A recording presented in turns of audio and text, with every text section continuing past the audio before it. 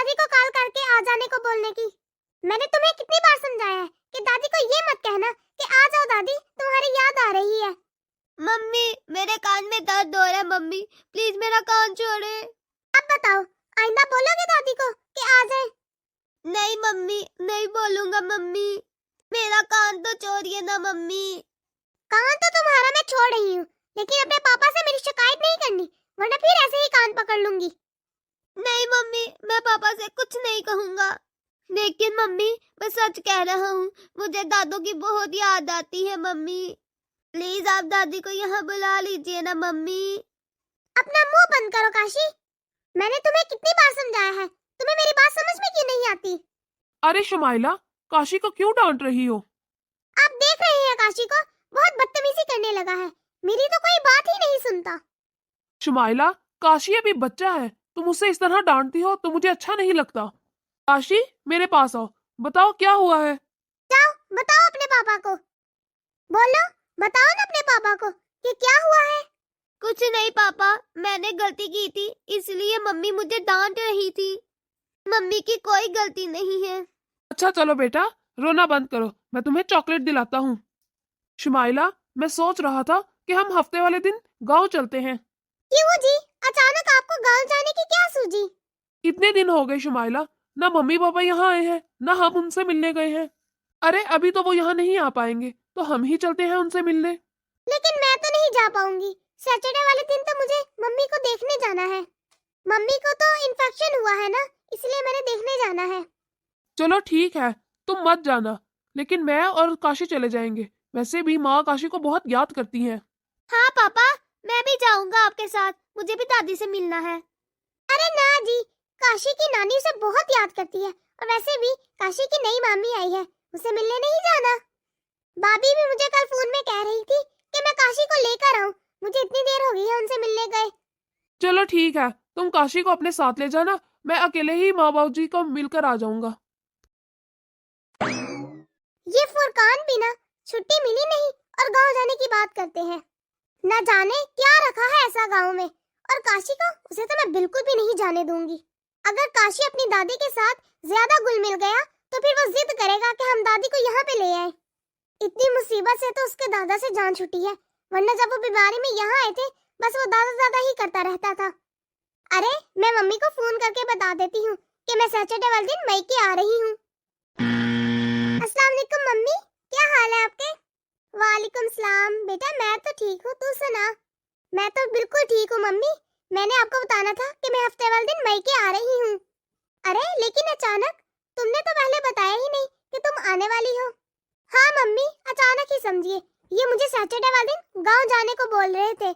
आपको तो पता है मुझे गांव जाना बिल्कुल भी पसंद नहीं है, इसीलिए मैंने उन्हें कह दिया मेरी मम्मी को तो इन्फेक्शन हो गया है और मुझे अपनी मम्मी को देखने जाना है। अरे ये क्या बात हुई बेटा, चले जाना था ना, अगर दामाद जी का मन था तो, उन्हें भी अच्छा लगता। अरे क्या रखा है माँ गांव में, 4 तो घर होंगे गिनती के, और ऊपर से इसके दादा दादी का घर, न नहाने की जगह है, न अच्छा किचन है, कोई जगह है तो नहीं वहाँ पर। बेटा अगर तुम जानती हो वहाँ इतनी सहूलतें नहीं है तो तुम अपने सास ससुर को यहाँ क्यों नहीं ले आती अपने साथ? क्या मम्मी, आप तो जानते हो ना, मुझे उन लोगों के साथ रहना बिल्कुल भी पसंद नहीं है। जब वो यहाँ रहते हैं मुझे तो ऐसे लगता है मेरी सारी आजादी ही छिन गई हो। ये अच्छी बात नहीं है बेटा। क्या मम्मी, आप जानते नहीं हो मेरे सास ससुर को, बस दिन भर मुझे रोक टोक करते रहते हैं, मैं चाहे उनकी कितनी ही खिदमत क्यों ना कर लूं, फिर भी वो ऐसे ही करते हैं।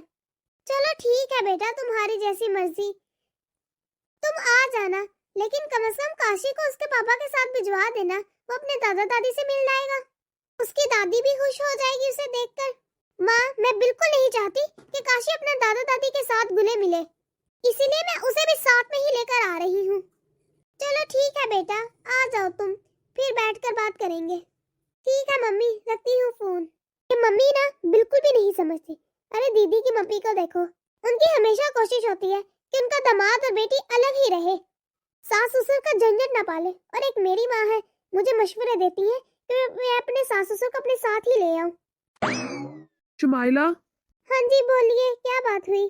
गाजर का हलवा बना देना, मम्मी पापा बहुत शौक से खाते हैं, मैं उनके लिए साथ ले जाऊंगा। अरे क्या जी, जब बेकरी से मिल सकता है बना बनाया, तो फिर आप मुझसे क्यों इतनी मेहनत करवाना चाहते हैं? गलत मत समझिएगा, ये नहीं कि मैं बनाना नहीं चाहती, मैं तो बस ये सोच रही हूँ कि वक्त बच जाए। साथ में दूध की बचत होती है और फिर गाजरों को इतनी मेहनत से कद्दूकश करना पड़ता है। शुमाइला, घर की बनी चीजों में अपना ही टेस्ट होता है। और रही बेकरी से खरीदने की बात, वो तो मम्मी पापा गांव से भी खरीद के खा सकते हैं। अरे गाजर का हलवा बनाने में पूरा दिन लग जाता है, इतना तो टाइम है ही नहीं, मैं कैसे बनाऊंगी? इसीलिए तो कह रही हूँ बेकरी से ले जाए। वैसे भी मुझे तो इतना अच्छा टेस्टी बनाना आता ही नहीं। मैं चाहे जितनी भी कोशिश कर लूं, लेकिन शुमाइला कभी मेरे माँ बाप के लिए अपनापन दिखाती ही नहीं है। बड़े आए, इनके बूढ़े माँ बाप के लिए मैं अपना टाइम वेस्ट करके गाजर का हलवा बनाऊं? कभी ना बनाऊं मैं। बेचारे इतने अच्छे हैं शुमाइला के सास ससुर, लेकिन शुमाइला का रवैया उनके साथ कभी नहीं बदल सकता। मैं चाहे लाख कोशिश कर लूं उसे समझाने की, लेकिन वो तो समझती ही नहीं। मम्मी जी, आज तो आप ही आने वाली थी ना?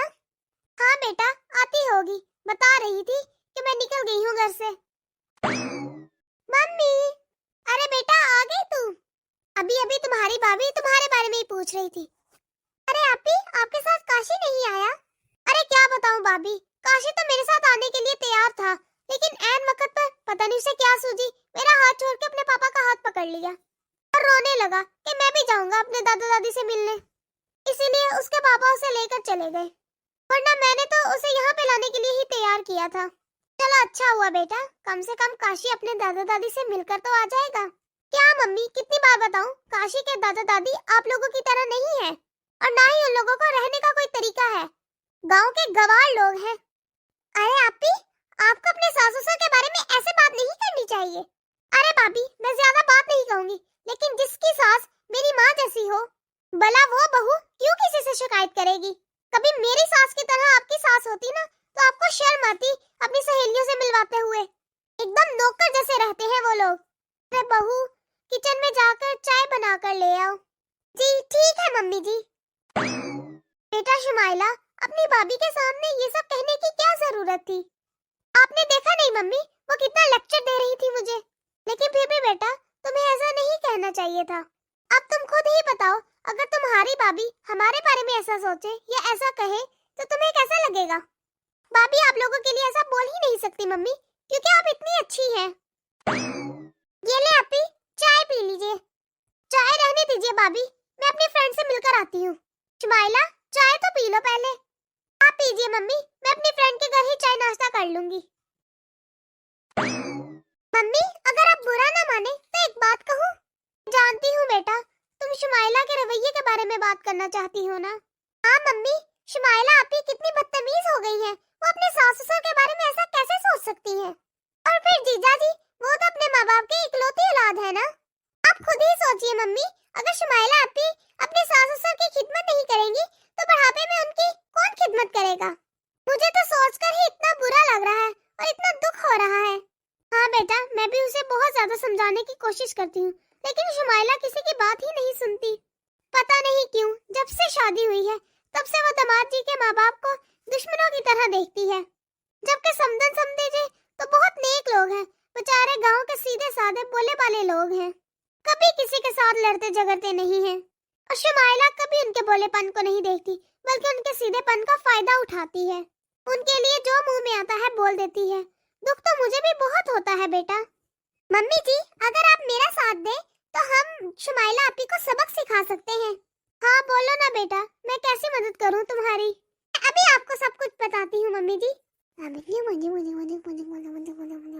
मम्मी, कैसा लगा आपको मेरा आइडिया? हाँ बहू, ये तो बहुत अच्छा आइडिया है। ठीक है, मैं भी चाहती हूँ कि शुमाइला को अकल आ जाए। मम्मी, आपने अपनी दवाई ले ली क्या? अरे नहीं बेटा, मैं तो भूल ही गई थी। चंदा बेटा, ओ चंदा। क्या मम्मी, ये भाभी भी ना एक दफा बात नहीं सुनती, मैं आवाज लगाती हूँ। भाभी, भाभी। अरे क्या हुआ आपी, क्यों इतनी जोर जोर से आवाज लगा रही है मुझे? जो भी काम है जल्दी बोलिए, किचन में मैं खंडियां रख कर आई हूँ, वो जल जाएंगी। अरे भाभी, मैं तो आपको इसीलिए आवाज लगा रही थी कि मम्मी को दवाई लेनी है, आप मम्मी को दवाई दे दीजिए। क्या दीदी, आप फारिग ही तो बैठी थी, आप साथ में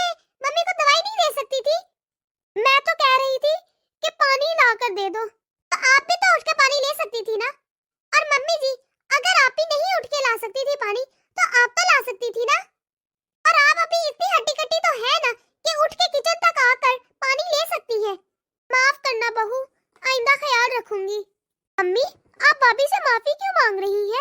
आपने क्या गलती की है? भाभी का तो कान है, आपको पानी लाकर देना। ये क्या बात की आपी आपने? मैं इस घर की बहू हूँ, कोई नौकरानी नहीं। ये मेरा काम है कि मैं माँ जी को पानी लाकर दूं। ये क्या हुआ आपको भाभी? आप मुझसे और मेरी माँ से किस तरीके से बात कर रही हैं? देखिए आपी, आप मेहमान की तरह आई हैं, इसलिए हमारे घर में इंटरफेयर करना बंद कर दीजिए। अरे शुमाइला, चुप कर जा बेटा, मैं खुद जाकर पानी ले आती हूँ। हाय अल्लाह, मुझे तो लगता है इन माँ बेटी के चक्कर में मेरी हड्डियाँ जरूर जल चुकी होगी। देख लिया माँ जी आपने भाभी जी की हिम्मत।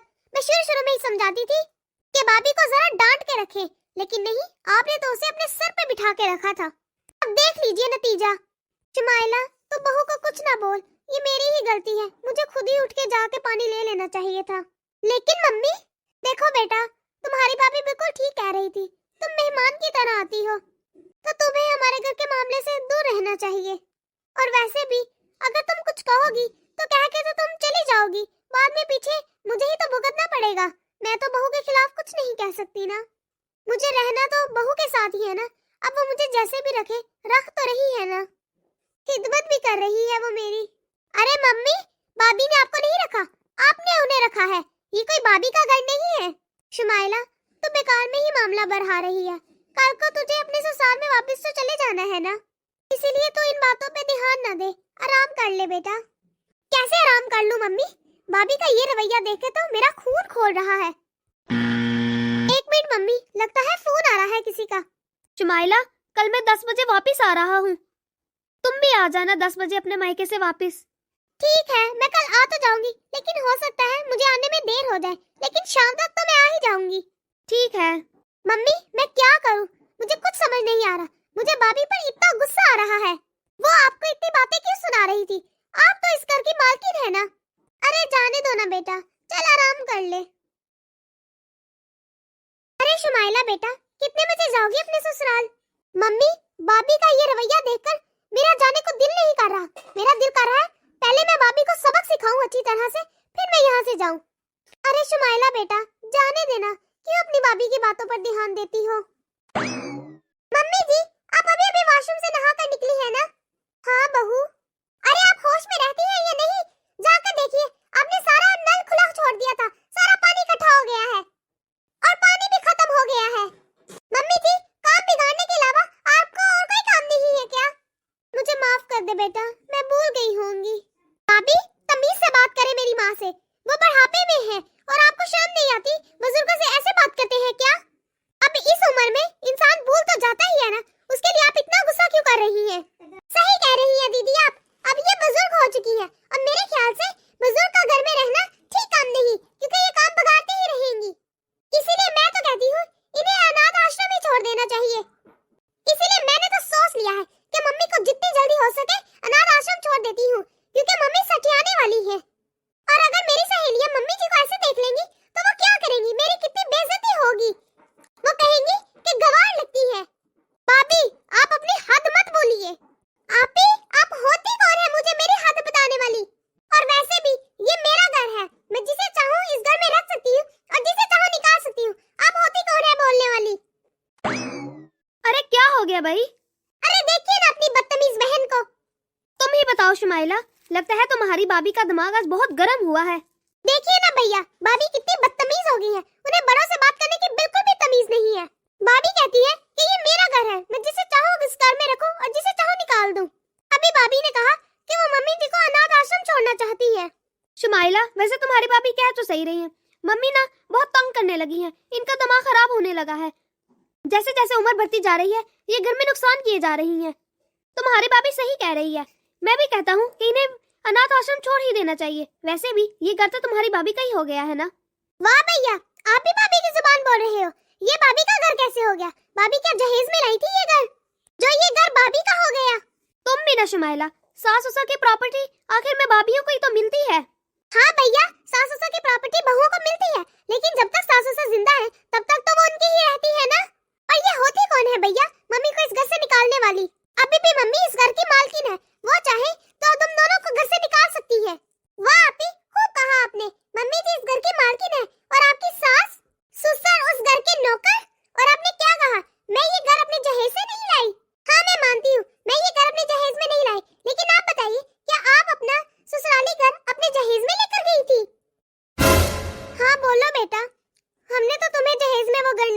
ना। इस हिसाब से तो आपी वो घर आपके सास ससुर का है ना, फिर आप क्यों नहीं चाहती कि वो उस घर में रहे? जब आपकी अपनी माँ की बारी आई तो आपने इतने बड़े लेक्चर दे दिए मुझे, लेकिन आप खुद को देखें, दूसरों को कहना बहुत आसान होता है आपी। आप भी तो अपने सास ससुर को ऐसे ही तकलीफ दे रही है, दर्द दे रही है। शुमाइला, तुम्हारी भाभी बिल्कुल ठीक कह रही है। तुम्हें कितनी तकलीफ हुई जब तुम्हारी भाभी ने तुम्हारी माँ के बारे में ऐसा कहा, और तुम खुद क्या कर रही है अपनी सास ससुर के साथ? क्या तुमने कभी भी एक बार भी जीजा के बारे में सोचा है? क्या गुजर रही होगी उनके दिल पर जब तुम उनके माँ बाप से ऐसा बिहेव करती हो? तुम तो उनके साथ रहना तो दूर, उनके पोते को भी उनसे मिलने नहीं दे रही, और आज जब ये सब कुछ तुम्हारी भाभी ने कहा तो तुम्हें कितनी तकलीफ हो रही है। आप ठीक कह रहे हैं भैया। भाभी मुझे माफ कर दीजिए, सब मेरी गलती है भाभी, लेकिन मैं हाथ जोड़ के आप लोगों से दरखास्त करती हूँ कि मेरी माँ को घर से मत निकालिए, मेरी माँ के साथ ऐसा सलूक मत करें। शुमाइला बेटा, मैं बहुत खुशकिस्मत हूँ कि मुझे तुम्हारी भाभी जैसी बहू मिली है। तुम्हारी भाभी ने तो मुझे बहुत मान दिया है, मुझे बहुत रुतबा दिया है, मेरे हर दुख सुख में मेरा साथ दिया है। लेकिन मुझे इस बात का जरूर अफसोस है कि मैंने तुम्हारी इतनी अच्छी तरबियत की, तुम्हें अच्छा और बुरे की तमीज सिखाई, लेकिन जैसे जैसे तुम बड़ी होती गई तुम अच्छे और बुरे की तमीज भूलती गई, मेरी सारी सिखाई हुई नसीहतों को भूलती गई। मुझे तो तुम्हारी भाभी के रूप में एक बहुत अच्छी बहू मिल गई, लेकिन मुझे इस बात का अफसोस रहेगा कि मैंने अपनी बेटी को अच्छी तरबियत नहीं दी। मुझे माफ कर दीजिए मम्मी, मैं आपसे वादा करती हूँ मैं कल ही जाके अपने सास ससुर को वापस लेकर आती हूँ और मैं उनकी खूब खिदमत करूंगी। अपनी गलती को मैं जरूर सुधारूंगी मम्मी। बहुत खुशी हुई शुमाइला आंटी आपके मुंह से ये सारी बातें सुनकर। हाँ शुमाइला, ये सब एक ड्रामा था, सिर्फ तुम्हें सबक सिखाने के लिए। तुम्हारी भाभी का भी जवाब नहीं, क्या खूब एक्टिंग की है। तुम्हारी भाभी का तो इस घर में नहीं बल्कि किसी एक्टर होना चाहिए था। क्या ये सब कुछ नाटक था भाभी? सच में? जी शुमाइला आंटी, अब तो आपको अपना सबक मिल गया है ना? हाँ भाभी, अब मैं कभी अपने सास ससुर के साथ बदसलूकी नहीं करूंगी। तो दोस्तों, कैसी लगी आपको आज की हमारी ये वीडियो? अगर आपको हमारी ये वीडियो पसंद आई है तो इसे लाइक और शेयर कर दें। अगर आपने हमारा चैनल अभी तक सब्सक्राइब नहीं किया तो जल्दी से कर दें, ताकि हम आपके एक सब्सक्राइब से मोटिवेट होते रहें और ऐसी मजीद मोटिवेशनल वीडियोस आप तक पहुंचाते रहें। अपनी दुआ में याद रखिएगा। तो मिलते हैं अगली वीडियो में। अल्लाह हाफिज।